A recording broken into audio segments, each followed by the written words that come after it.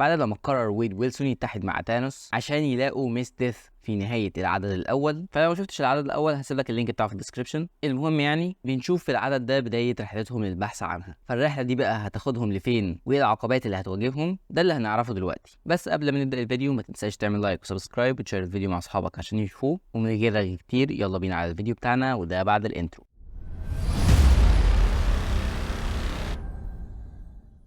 بنبدأ العدد مع تانوس في سفينته وهو بيسجل خطاب لحبيبته وبيقول لها: سيدتي العزيزة، بكتب لك وأنا مش عارف أنت فين، بس عندي شعور عميق إنك لسه موجودة. عدى وقت قصير من ساعة ما اختفيتي، بس كل حاجة اختلفت. دوران الكواكب بقى أبطأ، وبرضه المسافة اللي بيسافرها الضوء من النجوم، وفي غيابك اختفت القوانين اللي بتحكم الحياة، والموت اللي هو أقدس حاجة انت بتقدميها اختفى. مفيش حاجة بتموت في الحياة. العدوى والفيروسات اللي كانت بتتعالج قبل كده بالعلاج والأدوية دلوقتي غير قابلة للتدمير. الناس المتضررة والمرضى ما بيتعالجوش. النظام البيئي بيتنبأ بحدوث اضطرابات، فالحيوانات بتتغذى على الضعيف على امل ان الفرج يجي، بس في النهايه مش هيجي. الاثناء دي موت الحاجات الغير حيه مستمر. النجوم بتفقد لمعانها في ظل ان سكانها بيتجمدوا في فراغ الفضاء، والنباتات بتموت. دار المسنين في كل المجرات بيطرد الوافدين الجدد، مع ان لازم يستقبلوهم بالاحضان. ممكن نكون انا كل اللي واقف قدام السياده العليا للحياه، بس لما تتهددوا وتأسروا وتأذوا عزيزتي مسترز ديث، ده انا ساعتها ما كنتش تانوس من تايتن هو اللي. وهنا ديدبول بيقاطعه وهو بيغني بيقول: عايز اركب دراجتي، انا عايز باراسايت.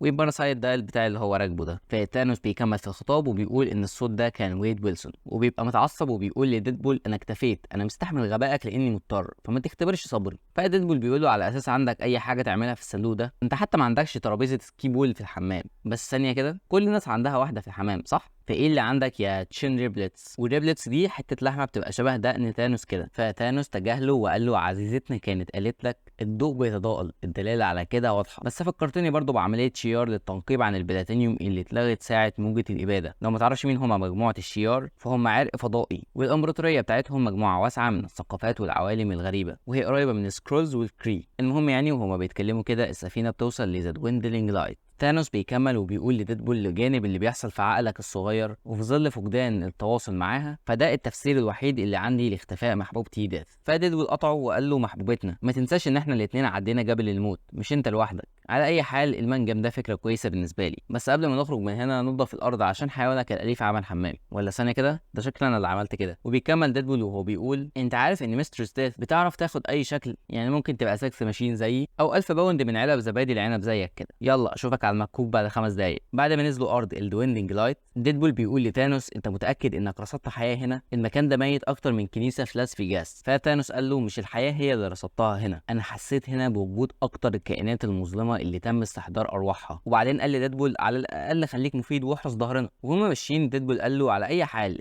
السبب اللي خلاك تلعني؟ تانوس قال له ببساطه: عشان بكرهك. فقال له: لا، قصدي خلتني خالد لمعظم الناس، وده مش لعنه انت عارف كده. ثانوس قال له: ايوه، معظم الناس بيقضوا وقتهم كله عشان يتجنبوا النهايه وبيخافوا منها اكتر من اي حاجه، بس انت لا يا ويد ويلسون، انت مش زيهم. انت اتطوعت لتجربه خطيره، انت اخترت تواجه العنف. كل لحظه بتصحى فيها انت بتكره نفسك اكتر من كره ليك، فعشان كده الانتقام الوحيد اني اخد منك الحاجه اللي انت عايزها، وهي الهروب من نفسك. ديدبول بيرد بحاجه بعيده جدا عن الموضوع وبيقول له: تعرف ان ديث قالت لي انك لازم تاخد 6 حبات من اللي بالي بالك عشان يا دوبك تقدر تهزر؟ ثانوس قطعه وقال له: ويلسون خد بالك، انا حاسس بحاجه. وفي اللحظه دي اتعرضوا للهجوم بواسطه مجموعه اوردر اوف ذا جلوريوس اند، ولو ما تعرفهمش فهم عباره عن مجموعه بتعبد ديث، ولما اختفت عملوا طقوس وضحوا بنص اعضائهم عشان يستدعوها. والمجموعه دي بتتكون من براذر بين وسيستر بيل هورس ولو بريستس جليز ولو بريستجنيوس. هجمت لو بريستس جليز على ديدبول وبتقول له: المؤمنين بيبحثوا عن نهايه مجيده وهيلاقوها في ايدي. والبين هجم على ثانوس وقال له: انت بتعاني، سيبني اساعدك وخد الضربه دي، او خد المطرقه الهوائيه دي. في وسط الهجوم ديدبول قال لجليز: انت وحماده لايقين على بعض بزياده، وبشرتك بتلمع وعامله زي حته النوجه كده. والحته الاخيره دي قالها بجد مش بهزر. والست اللي بدماغ الحصان اللي هي سيستر بيل هورس كانت جايه من ورا وعماله تقول: هيكون خلصنا وهيدينا النوم الابدي. هي واجنيس بيقولوا له: ايوه ممكن يكون هو مبعوث الهتنا، خلصنا لو تقدر. وعمالين يقولوا له كلام غريب زي: باركنا بالجروح القاتله وانعمنا بالنسيان. فديدبول ما صدق اصلا وقال لهم: انتوا عايزيني اقتلكم؟ ده زي الكريسماس بالنسبه لي. فبدا يقطع فيهم ويقول لهم: انتوا شبه شنطه سي 3 بو اللي مليانه شخصيات،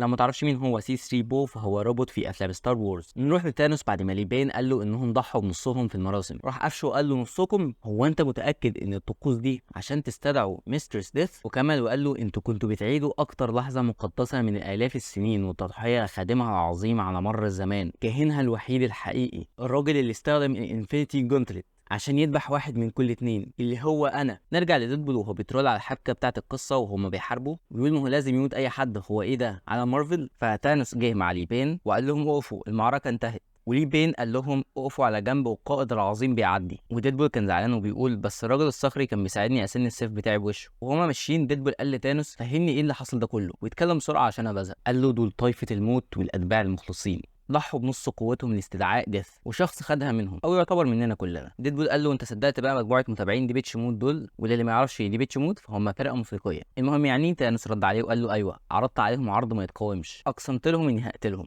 بعدين ديدبول بيقول لتانوس ما معكش فيلم تيست تيوب تينز؟ فرد بانه لا يعني مش معاه الفيلم. المهم يعني بعدها ديدبول قال له صحيح البت الكريستاليه دي ادتني رقمها، اما الحق اكلمها قبل ما تكلمها انت، وبعدين هنروح فين بوشك المتكشر دايما ده؟ فتانوس قال له ده مش سؤال ليا، ده سؤال ليك انت. فديدبول قال له ده انا الوسيم في الثنائي ده اللي هو عباره عن رجل القوه والقبضه الحديديه. فلقى تانوس بيضحك فقال له فعلا ده انا. وساعتها كان تانوس اتخنق منه على الاخر ونزل في ضرب ويعتبر موته، وقال له انا اقتلك او انت تقتلني كلنا هنرجع للحياه تاني. فديدبول قال له انت بتضرب اكنك بنت، بس البنت دي شي هالك او جيجرنت وده مش حاجه، حتى وريني كده هوتمو عشان اشوف. هوتمو ده هو كتاب فيه كل بيانات وتفاصيل عالم مارفل. في الوقت ده جه جارديانز اوف ذا جالاكسي وهم فاكرين ان تانوس هو السبب في ان الناس ما بتموتش. ستار لورد قال له انت عايز تقول اني مش مميز؟ ولسه هيبدا يهزر فجموره فوقته كده وقالت له مفيش وقت لخفه الدم دي، وقالت لروكيت هات الجدع المندشمي اللي مرمي هناك ده. روكيت قال لها انا شغال حاجات كتير بس مش من ضمنهم اني دكتور. وبعدين هجموا على تانوس وبيتهموه ان هو اللي عمل كده في الكون ده، حتى جروت اتهمه قال له اي ام جروت. انت عارف دي معناها ايه؟ فثانوس قال لهم كالعاده يا سيد ستار لورد انت وجماعتك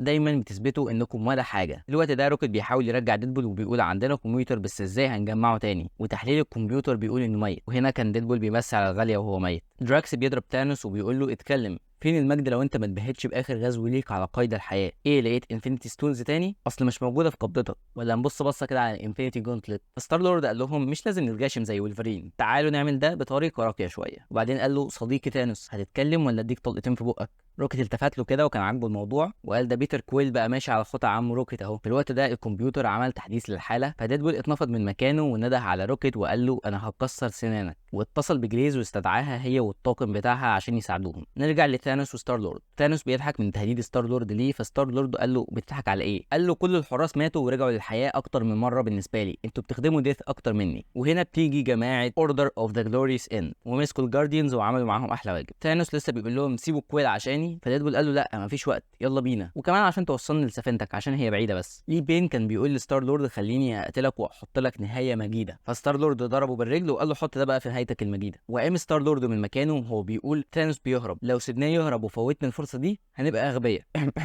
تصحيحا لكلامي احنا اغبياء. نرجع لتانوس وديدبول في السفينه. تانوس بيقول لديدبول هي صرحت لك بحاجه؟ هل حضورها اللي فات على الكوكب ده او حالك باي حاجه؟ قال له انا معايا حاجه تانية. وبعدين هو الجو حر كده ليه؟ فتانوس بص على السفينه وقال له درونا زي الفل بس درجه الحراره. وتانوس ما كانش لسه كمل جملته وهنا جه ابيس مان وقال لديدبول ازيك يا صديقي؟ فديدبول قال يا نهار ازرق الرجل الابنودي.